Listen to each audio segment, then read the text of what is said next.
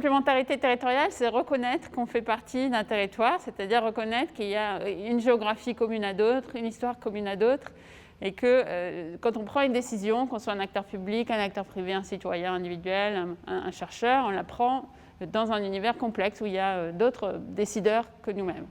Et donc évidemment, c'est le rôle des pouvoirs publics de considérer la population qui est dans le territoire sur lequel ils ont un droit d'administration, mais c'est aussi leur rôle de comprendre comment ça s'imbrique à d'autres décisions qui sont liées au territoire, des décisions par exemple liées à l'agriculture autour des espaces urbains, des décisions liées aux mobilités.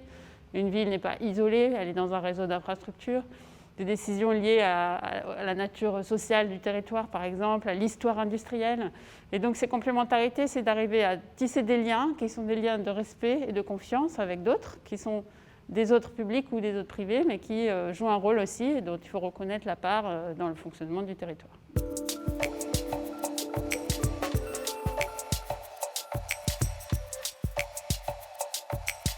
Alors, ce qu'on a souhaité faire avec ces outils de la plateforme PopSu, c'est vraiment apprendre des territoires, c'est-à-dire observer les stratégies en train de se mettre en place, les villes en train d'opérer leur rôle, les villes ou les élus en train de réaliser leur mission, on va dire, de responsable territorial, face à un contexte général qui est plein de défis, le défi climatique, des défis sociaux qui se sont beaucoup exprimés, des questions de pollution, des questions sanitaires, des questions de vieillissement. Voilà. L'idée, que ce soit dans les grandes villes ou dans les petites villes, de ces recherches embarquées, c'est de dire on prend le temps de discuter, de vous comprendre, de vous regarder, c'est des plateformes d'observation, et on se nourrit de cette matière pour avoir une espèce de miroir de ce qu'on comprend, nous, en tant que sachants, géographes, urbanistes, politistes, sociologues, de ce qu'on comprend de ce que vous nous racontez. Voilà. Et donc il y a une espèce de jeu local d'interaction forte entre ce milieu universitaire et les élus et leurs techniciens. Et puis il y a un effet programme, comme on l'appelle, c'est-à-dire que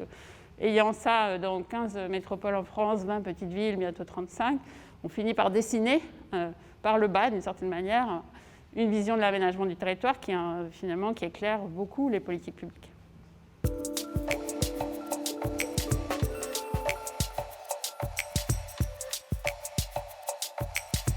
Bien, nous, on croit beaucoup dans ces plateformes. Ça demande une méthode, c'est-à-dire ça demande des lieux, tout simplement physiques, de rencontres. Ça demande un calendrier de débats. Ça demande des rendus, c'est-à-dire que le monde de la recherche a tendance à travailler un sujet très longtemps. C'est son mode de faire, des enquêtes approfondies, c'est important. Et donc, on a souvent un délai très long entre la prise de commande ou la première discussion et puis le résultat. Avec ces plateformes, on construit ce débat au quotidien, ou on continue en tout cas, et avec des rencontres quasi obligatoires entre les équipes de recherche et les élus, tous les 2-3 mois, parce que c'est ces rencontres qui sont fructueuses.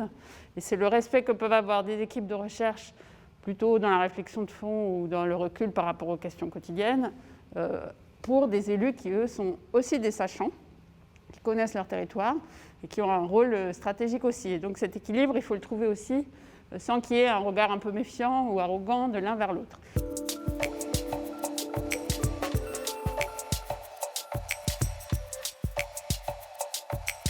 Alors, il se trouve qu'on a constitué PopSu plutôt par tâches un peu pointillistes, avec les élus qui souhaitaient rentrer dans ces dispositifs pour les métropoles en tout cas. On a écrit il y a 3 ans à 22 métropoles et 15 nous ont dit être prêtes à rentrer dans le dispositif. De fait, ça devient un programme représentatif puisqu'on a quasiment toutes les métropoles françaises. Ce n'était pas forcément l'initiative au départ. Il se trouve qu'on rentre dans ce schéma de représentation du fait métropolitain.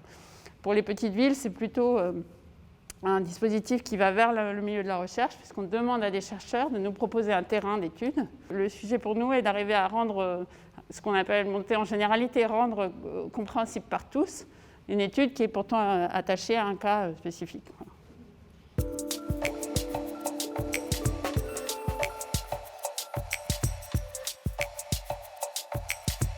Alors, on a commencé à développer des outils nouveaux et on va continuer parce que c'est une question très importante, notamment pour que ces sujets qui sont en fait des sujets de vie quotidienne pour les gens ne soient pas réservés à des spécialistes.